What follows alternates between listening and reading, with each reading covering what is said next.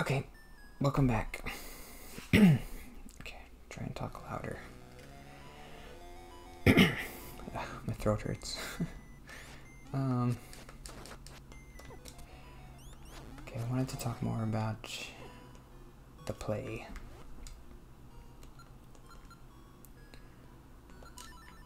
You guys are tough.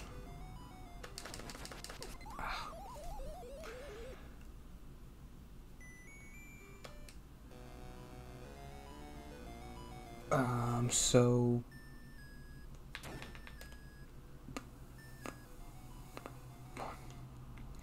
the only thing I can think of right now to talk about is there's like this theme in the play. I guess it's not a theme. It's like I don't know what you would call it. It's this really important event in this story.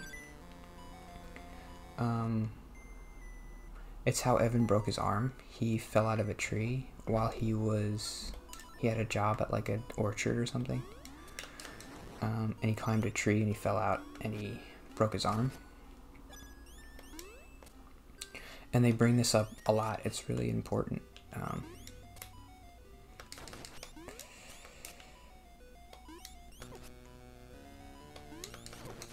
So the first time we hear about it, Evan just kind of casually mentions that he... What the heck? How do I do this?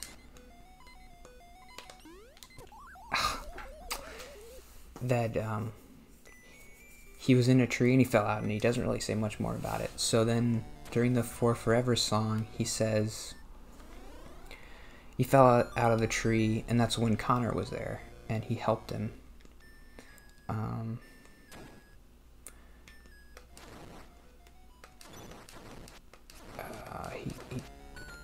I see him come to get me, and everything's okay. That's what he says. This is...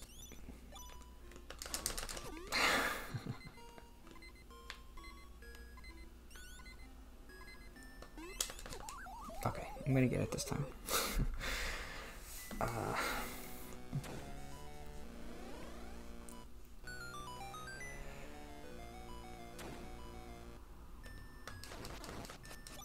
I don't know why. I don't know what else to say about it. I really like that they keep bringing up this event, and every time they do, they offer like a different... It has a different perspective, and it has a different meaning in the story, and sometimes Evan will bring it up, and sometimes Connor will bring it up. I mean, I guess I didn't explain that. Sometimes Evan sees Connor. Oh. After he's dead, he sees visions of him.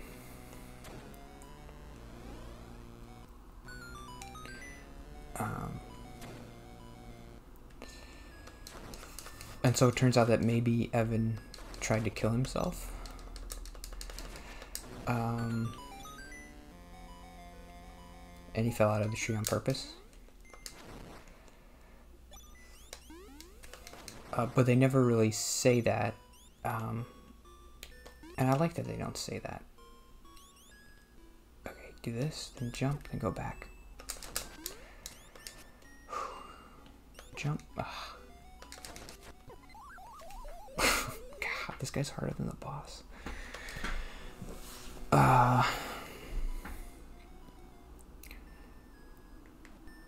don't know, I guess I didn't like that at first. That maybe he tried to kill himself, because it's kind of silly that like he climbed in a tree and he jumped out to try and kill himself. It doesn't really make sense.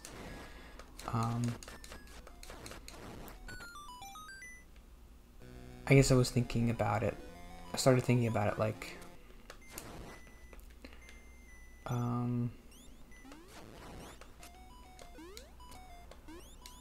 he's by himself, and he's depressed, he's sad, he's anxious, whatever.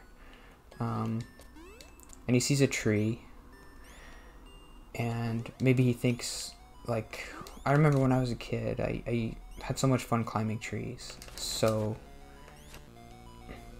he climbs a tree and he gets up there.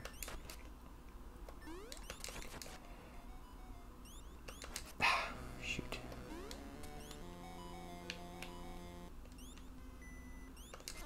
There we go. That's how you do it. He gets up there and he still feels depressed. It doesn't help him feel any better.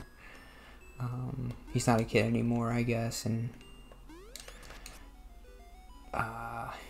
he just feels sad, and maybe he just goes numb and he just falls. That's how I would understand it.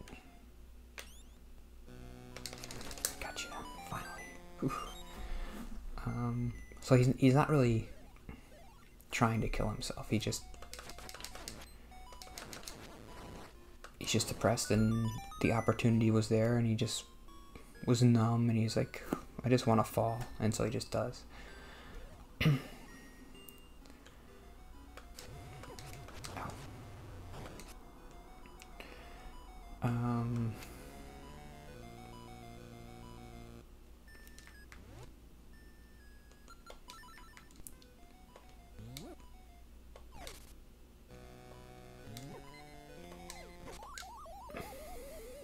And when he retells the story, everything is super happy. When he climbs the tree, he's happy, he's excited. Everything leading up to the tree he's happy and excited, and because he's with his friend, and he's having a perfect day.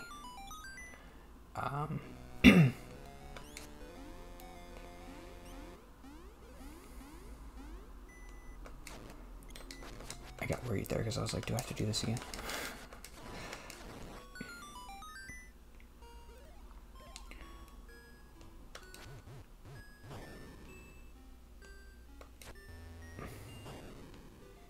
I guess that's a nice kind of... I like...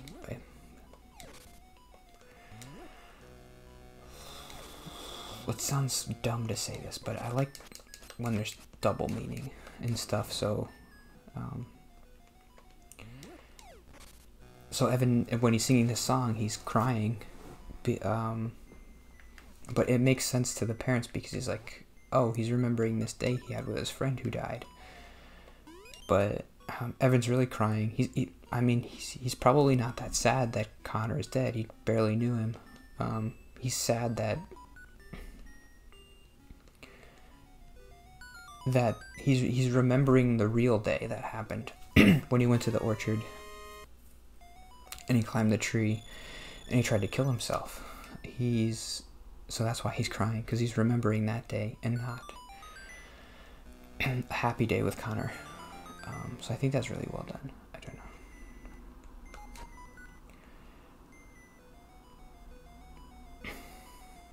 It's hard for me to talk about the rest of the play, because I haven't seen it in like over a year. But I still remember that For Forever song. It still sticks out to me. Okay, I have to bomb that wall, I guess.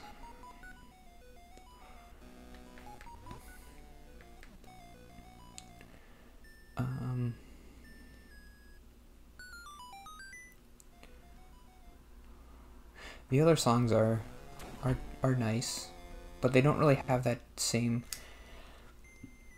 double meaning. Evan just becomes more sincere throughout the play, so he doesn't... I guess that's not true. I should talk about the lie.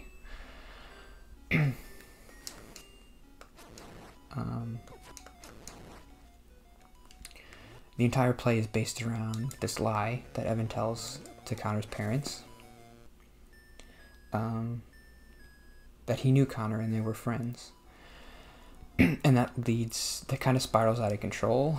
And Evan kind of becomes... famous. He gives this speech at the end of the first act that goes viral, and they start raising money for this thing they call the Connor Project, where they raise money for depression or something. and Evan, so this thing goes out of control where Evan's raising like thousands of dollars based on this lie, and he also starts to get a family, which he never had. He gets friends, and he gets a girlfriend, and he gets a dad, which he never had. That's something I wanted to mention. Something that I kind of don't like. I mean, shoot. Something that I don't relate to. In a lot of these movies or whatever that's about social anxiety or kids who are lonely, depressed, or anxious or whatever. They always have to have a reason for why they're depressed. Which is hard for me to relate to because I don't have a reason. I guess it makes sense. And when you're writing a story, you want everything to have a reason and you want everything to make sense. But I kind of wish they wouldn't have a reason.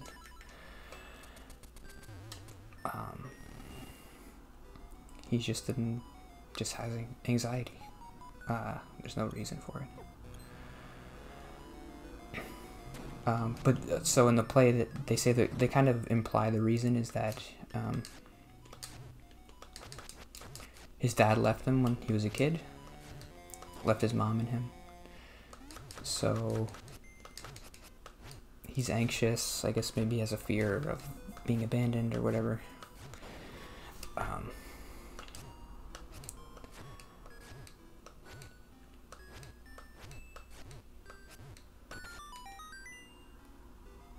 Yeah, also just the whole dad leaving thing is just kind of cliche at this point. I know it happens to a lot of people and it's terrible, but I feel like everything I watch, when they try to make a character have a deep backstory, they're like, oh, my dad left me when I was a kid.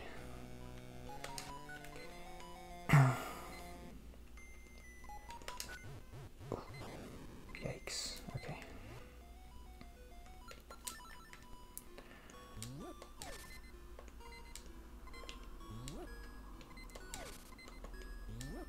Oh, that's good. Give me that. Give me that.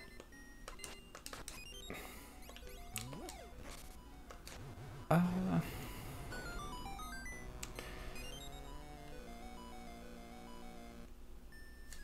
got sidetracked.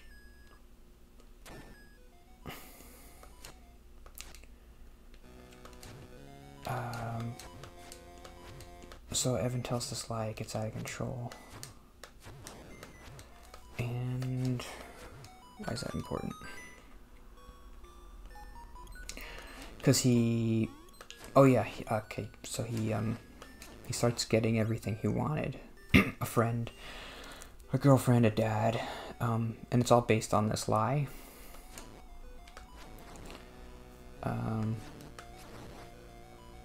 So eventually, there's a scene I like where Evan is talking to Connor, the ghost of Connor in his mind.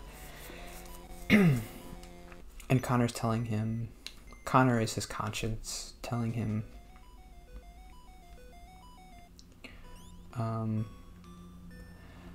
the only reason you have what you have is because of me, is because of your relation to me.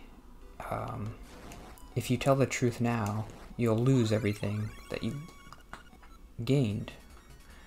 And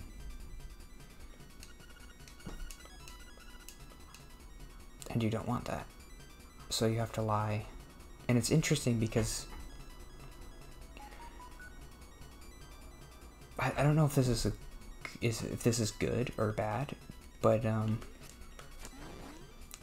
Connor's almost saying he's almost scared. He's like, I don't want people to forget me, which is his motivation. But it's weird to have someone's conscience have a motivation and have it be different than the actual person's motivation.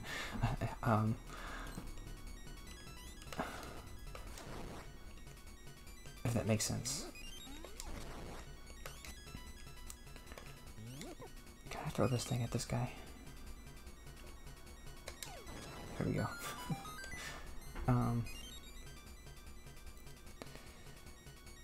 But I remember liking that scene. Maybe it's bad, but...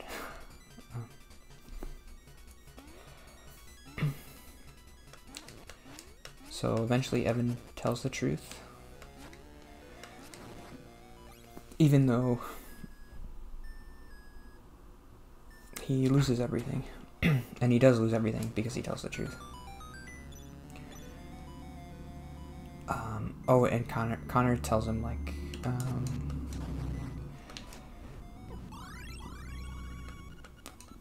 he's kind of like, I guess throughout the play, he's kind of the voice of his anxiety. So he tells Evan, like,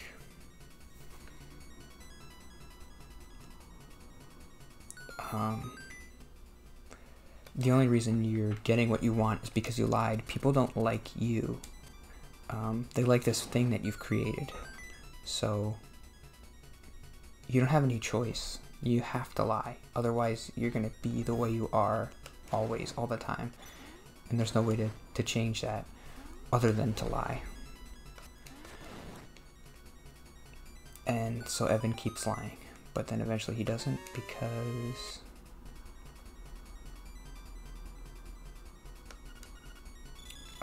why does he... I think something happens with the family. I don't think I like this part that much. Something happens with the family where...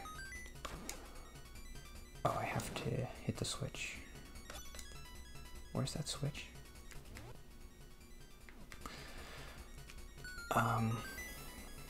They start fighting again. Even though Evan told the lie and everybody was happy, something happens where they start fighting. And Evan realizes that he has to tell the truth. The lie isn't helping. Which, I don't know. I don't know if I like that.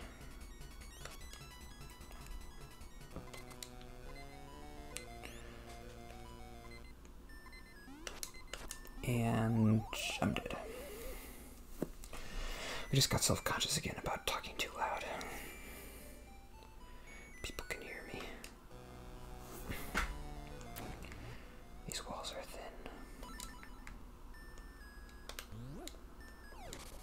It's nice that I have a corner apartment so that I just have a one-bedroom apartment, but if I didn't have a corner apartment, there would be somebody on the other side of this wall that could probably hear me, but it's just the end of the apartments. I just have a window there, so. And then I have the bathroom over here and the living room back there, so nobody can hear me, I don't think. Why do you care? Why do you care? Ugh.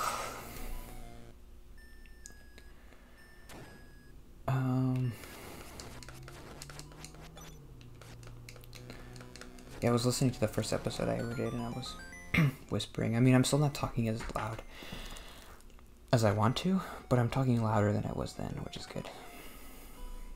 Do I have all the keys? Yes. So Evan tells the truth, and the end of the play is... I really like the ending because Evan doesn't get what he wanted, but it's still a happy ending.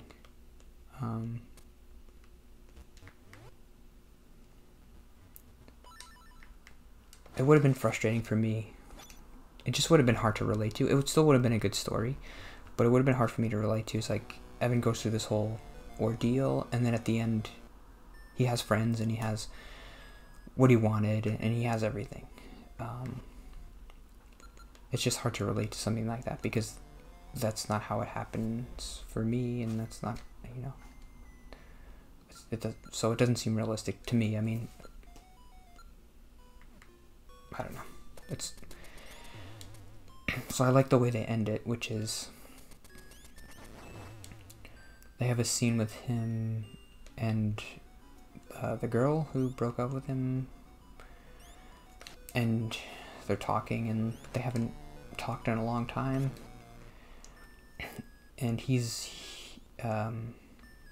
saving money to go to college, and he's working at like a store, and that's like a big deal for him, obviously. Shoot.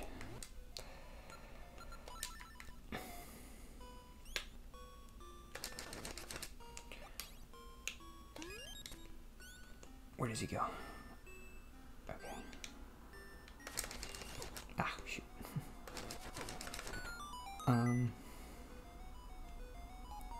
It's just happy. You feel like Evan grew as a person, and he's getting better, but he's not there yet.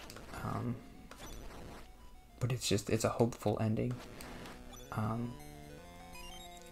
But it's not over the top, like cheesy, like he gets everything he wants and like that.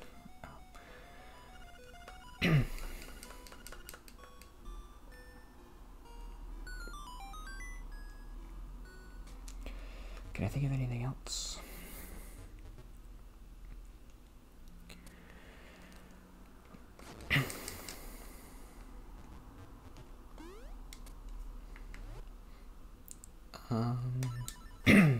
The creators of the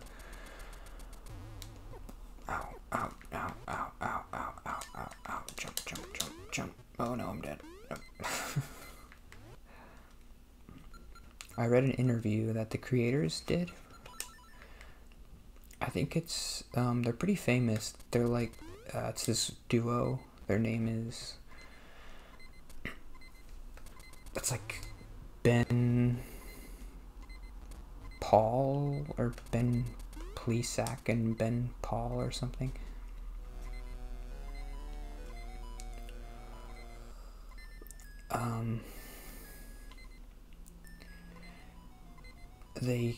I know they did. They wrote the music for The Greatest Showman.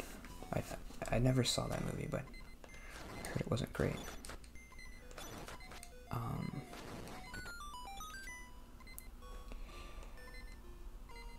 So now where do I go? I never got the map or anything.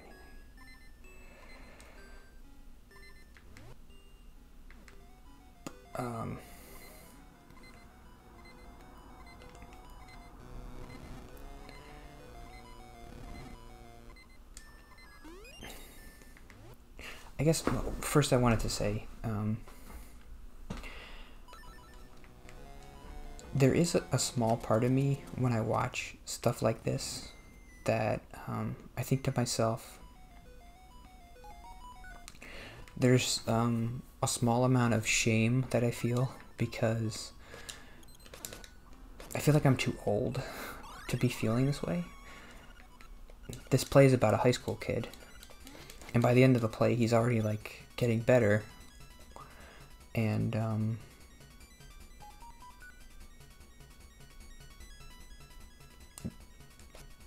I have to do something here? I don't have any bombs left. Well, yes I do. So I do feel there's a small part of me that stops me from enjoying stuff like this because I feel shame about, well, I should be better, I'm too old for this.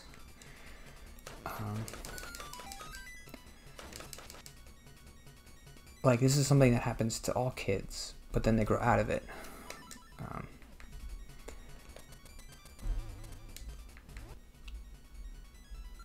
Which I know isn't true, but I can't help but feel that way.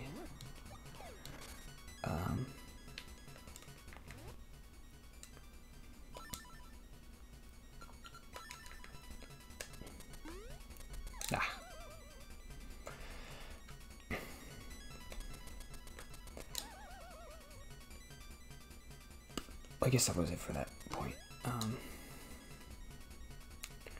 So I got it.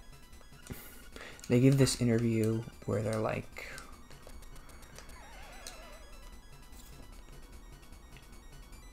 in relation to the Owl City thing.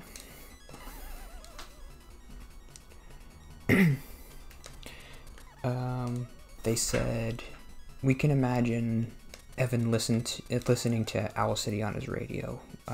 That's why we came to Owl City to do this cover. we were trying to imagine what Evan would be listening to, and we wanted to do like a remix of the song in that kind of style. And we thought of Owl City right away, so we asked him. I still don't really understand what the point of it was, but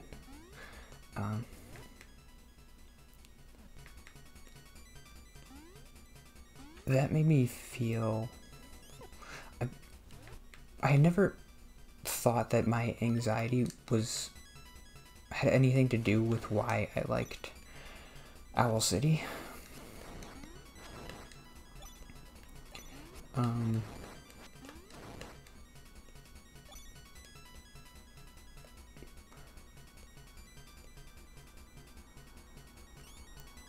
But since then, I guess I thought about it more, and it makes sense. Oh, there's the switch.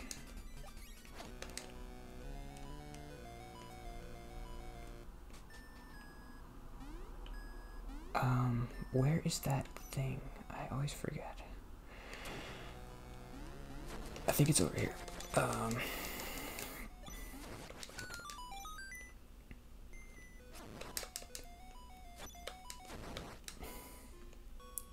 So that's interesting.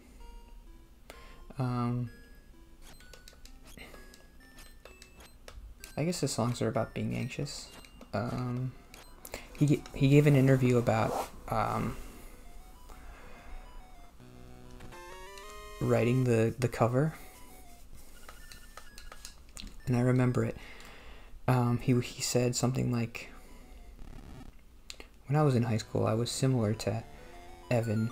I was a quiet, anxious kid, and I related to Evan because he had his letters and I had my music. But he kind of said like, well, I'm not like that anymore. And that made me feel like, oh no, I thought you were one of us.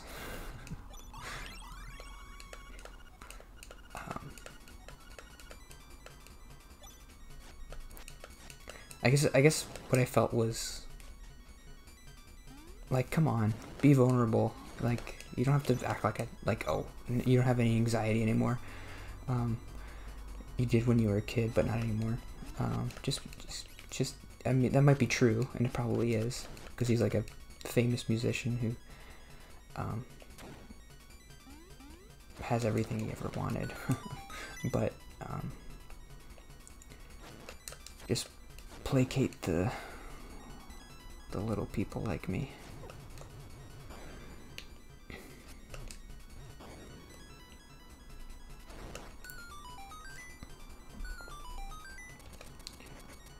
Is the door up here?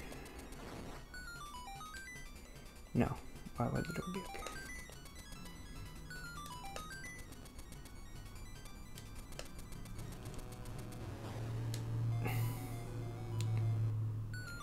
Okay, I want to fight this boss, and then that'll be the last episode, I think, for the day.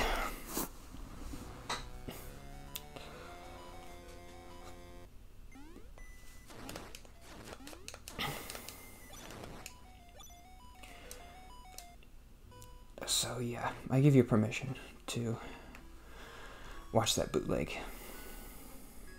You're allowed. Especially because I don't even know if they're still doing it. I know Ben Platt, obviously he left to do stuff. He did this TV show. Where the heck do I go?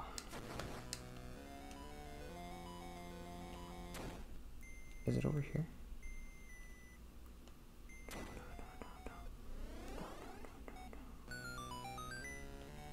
Oh, yeah, it's gotta be here.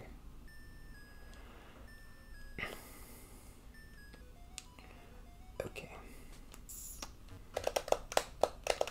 I don't think I went through all my notes today, but I never do.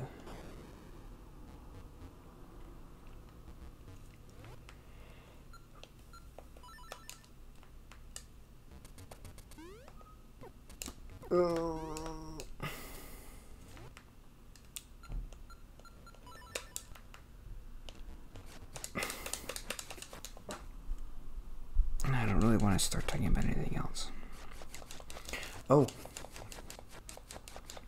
I think it was like 2 days ago. This guy commented on my video. I thought it was interesting. He's a musician. His name is Ace Hardy. He's like a hip hop musician. and I went to his channel and I was like, wait, what? This guy has 20,000 subscribers. How did he? And he's a musician. How did he find me? I have to kill these guys. That's gonna be annoying if I die.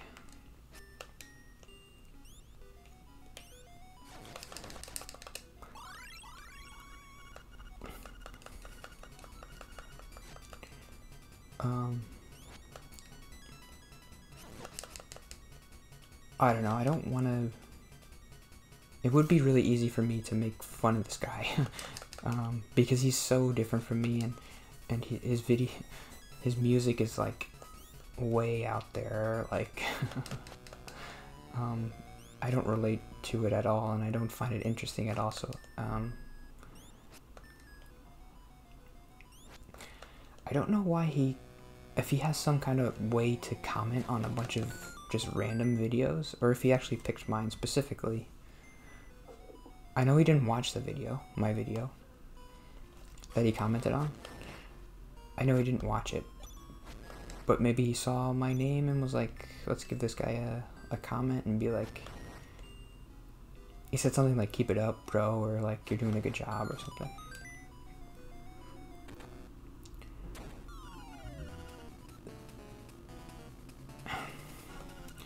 Neener, you can't find me.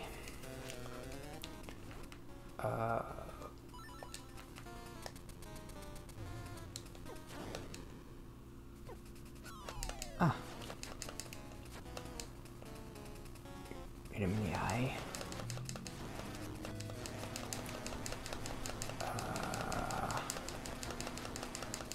Am I doing this right?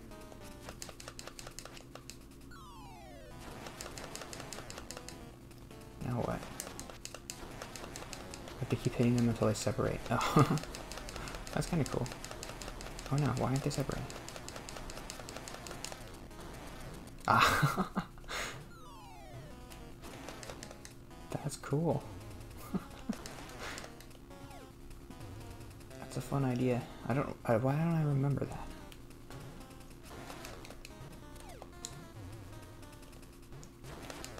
I have to jump when he falls. Video game logic. This guy's not too tough, not too tough. I'm gonna die. Oh.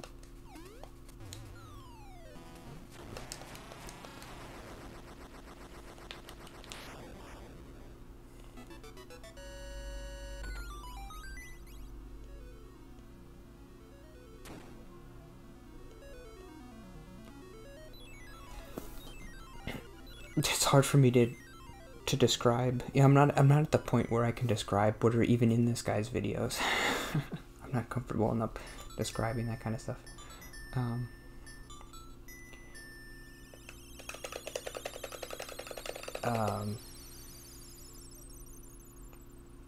I just don't understand why the stuff he sings about, like, why is that stuff you want to sing about?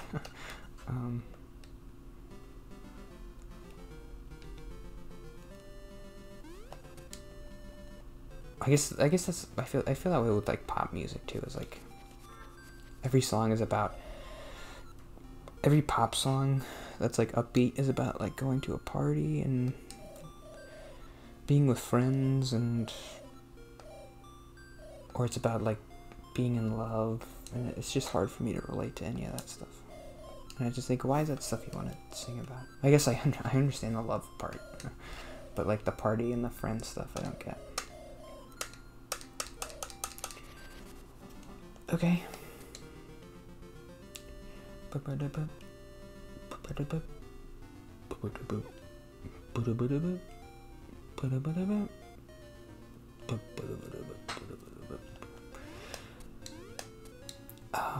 I got a little anxious posting the video today or yesterday, the first video, because I was worried people might think that this is the new version of Link's Awakening from the thumbnail, because the thumbnail is art from the new game, but that was the only art I could find, and I was worried people might get mad and be like, this isn't the new version.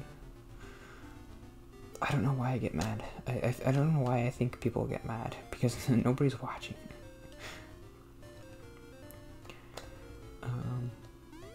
I thought people might get mad. Like the first video somebody sees is this video, and then they get mad and like, I thought this was gonna be Link's Awakening, but this is just this stupid Game Boy.